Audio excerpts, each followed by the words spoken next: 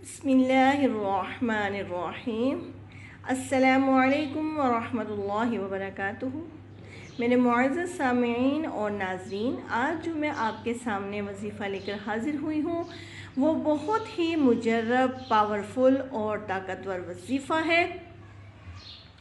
उस वजीफ़े को बताने से पहले मैं आप सबसे जो है वो एक गुजारिश करना चाहती हूँ कि मेरे इस चैनल को लाइक, सब्सक्राइब और शेयर कर दीजिए मुसलमानों के भलाई के इरादे से और ज़्यादा से ज़्यादा नेकियां कमाने की नीयत से और सदक़ा जारिया समझकर।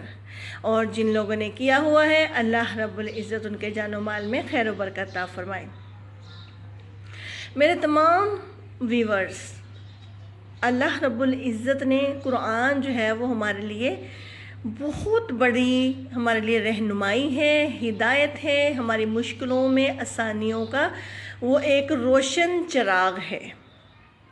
रसूलुल्लाह सल्लल्लाहु अलैहि वसल्लम ने फरमाया कि क्या तुम्हें एक ऐसी मैं आयत ना बता दूं, और मैं एक ऐसी आयत को जानता हूँ कि अगर तुम उसको थाम लो, अपनी रूहों में उसको शामिल कर लो, अपनी ज़िंदगियों में उसको डाल लो, तो तुम्हें जो है वो अल्लाह रब्बुल इज़्ज़त तुम्हारी इस तरह से मदद फरमाएगा और तुम्हें इस तरह से वो थाम लेगा कि तुम यकीन भी नहीं कर सकते। वो कुरान पाक की आयत है, वमन यत्तक़िल्लाह यजअल लहू मख़रजा व यर्ज़ुक़हू मिन हैसु ला यहतसिब। कि जब इंसान अल्लाह के ऊपर भरोसा करना जान लेता है, अल्लाह के ऊपर तवक्कल कर लेता है, तो अल्लाह रब्बुल इज़्ज़त किस तरह से जो है वो उसकी मदद फरमाता है और ऐसी ऐसी जगह से उसको उसकी मदद और उसको रिस्क और उसकी मुश्किलों को आसान फरमाता है कि जहाँ पे उसका वहमो गुमान भी नहीं होता। और अल्लाह रब्बुल इज़्ज़त जिस हाल में भी रखे, इंसान को जो है वो शुक्र अदा करना चाहिए।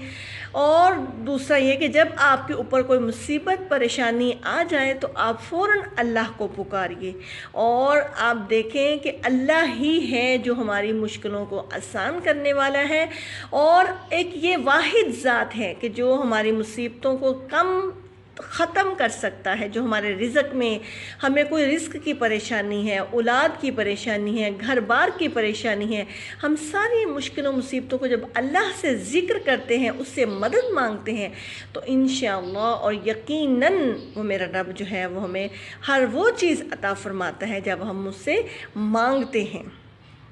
तो आज इसी तरह का एक वजीफ़ा जो है वो मैं आपके सामने लेकर हाज़िर हुई हूँ और वो वजीफ़ा आयत करीमा का है। आयत करीमा कुरान पाक की ये बहुत ही ताकतवर आयत है और ये हज़रत यूनुस अलैहिस्सलाम की ये दुआ भी है। और रसूलुल्लाह सल्लल्लाहु अलैहि वसल्लम ने फरमाया कि मैं एक ऐसी दुआ को जानता हूँ, एक ऐसी आयत को जानता हूँ कि जब तुम उस आयत के ज़रिए से अल्लाह से जो भी दुआ मांगोगे, अल्लाह से जो भी मांगोगे, अल्लाह तुम्हें वो अता फ़रमाएगा। और उलमा इस दुआ को, इस आयत को दुआए जलाली भी कहते हैं कि जब बंदा अल्लाह को इस आयत का वास्ता दे के और अपने जुर्म का अपने जुर्म का इकरार करके अल्लाह से जो भी मांगता है, तो फिर अल्लाह की रहमतें जो हैं वो छमाछम बरसने लग जाती हैं और अल्लाह अपनी रहमतों के दरवाज़े उस बंदे पर खोल देता है जो इस आयत के ज़रिए से अल्लाह से दुआ मांग रहा होता है। तो इस आयत का विर्द बताने से पहले, इसका वजीफ़ा और अमल बताने से पहले मैं आप सबसे ये कहना चाहती हूँ कि आपको पता है कि आयत करीमा का मतलब क्या है।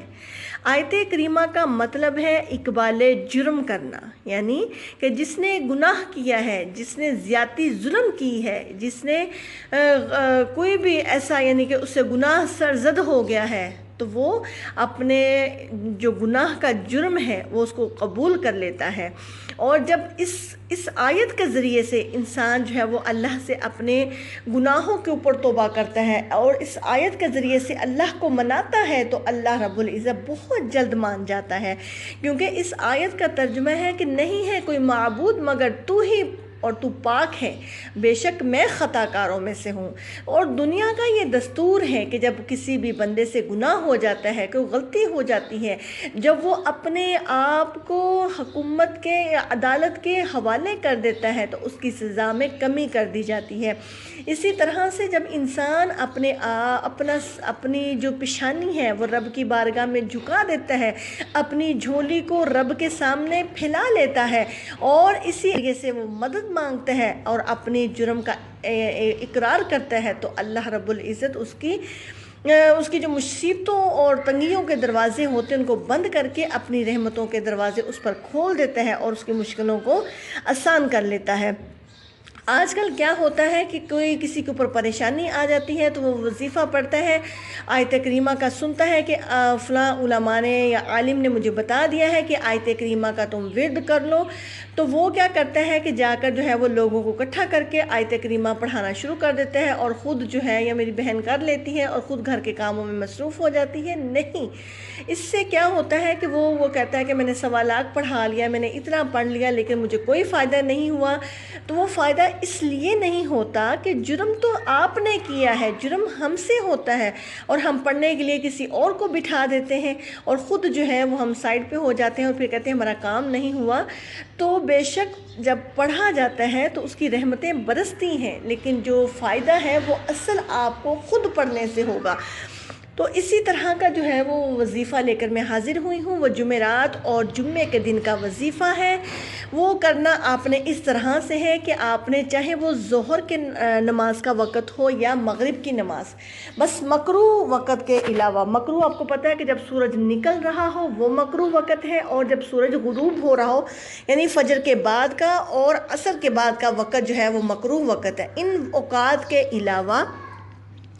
آپ ظہر کی نماز کے بعد یا مغرب کی نماز کے بعد آپ نے 2 رکعت نماز صلاۃ الحاجت کے پڑھنے ہیں اور آپ نے جو ہے وہ نیت کر لینی ہے جس طرح سے نماز کی نیت کی جاتی ہے، اور ذہن میں اپنی جو آپ کی حاجت ہے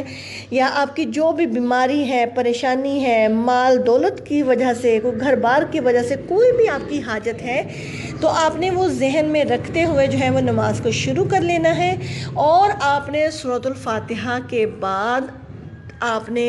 3 مرتبہ سورہ اخلاص پڑھنی ہے۔ سورہ اخلاص آپ کو پتہ ہے کہ ہم جب ایک بار پڑھتے ہیں تو وہ قرآن کا ایک حصہ جو ہے وہ پڑھا جاتا ہے۔ اس طرح سے جب ہم اس کو 3 مرتبہ پڑھیں گے وہ گویا کہ قرآن پاک مکمل ہو جائے گا۔ آپ نے اسی طرح سے سورہ فاتحہ کے بعد 3 مرتبہ سورہ اخلاص پڑھنی ہے، اس کے بعد آپ نے 41 مرتبہ آیت کریمہ کا ورد کرنا ہے،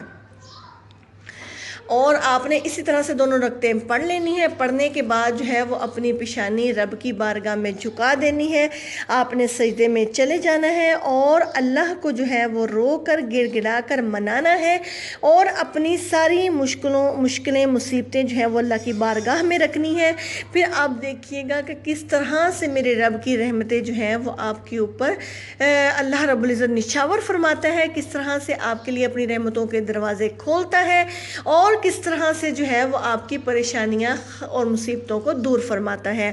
اور میں آپ سب سے پھر گزارش کرنا چاہتی ہوں کہ کوئی بھی وظیفہ ہے اگر آپ کو جس طرح سے بتایا جاتا ہے آپ اسی طرح سے کریں گے، تب جا کے اور یقین کامل کے ساتھ اور اللہ کی رحمت کے اوپر امید رکھتے ہوئے، اسے مایوس نہیں امید رکھتے ہوئے آپ کریں گے، تو انشاءاللہ اللہ رب العزت آپ کی امیدوں پہ آپ کو وہی عطا فرمائے گا جو آپ اس سے امید رکھو گے۔ اور کسی اور سے پڑھانے سے بہتر ہے کہ آپ تہجد کے ٹائم میں اٹھ کے جو ہے اپنی پیشانی اللہ کی بارگاہ میں رکھ دیں اور گڑ گڑا کر رو کر آپ وہ 1.25 لاکھ پڑھنے کے بجائے 1 مرتبہ بھی آیت کریمہ پڑھ لیں گے تو میرا رب انشاءاللہ وہ رحمتیں عطا فرمائے گا جو آپ کسی اور سے 1.25 لاکھ پڑھانے پر بھی آپ کو نہیں میسر ہوں گی۔ اور میں آپ سب سے پھر گزارش کرنا چاہتی ہوں کہ آپ جو ہے ہماری چینل کو لائک، سبسکرائب اور شیئر کر دیجئے مسلمانوں کے بھلائی کے ارادے سے، اور جن لوگوں نے کیا ہوا ہے اللہ رب العزت ان کے جان و مال میں خیر و برکت عطا فرمائے۔ السلام علیکم۔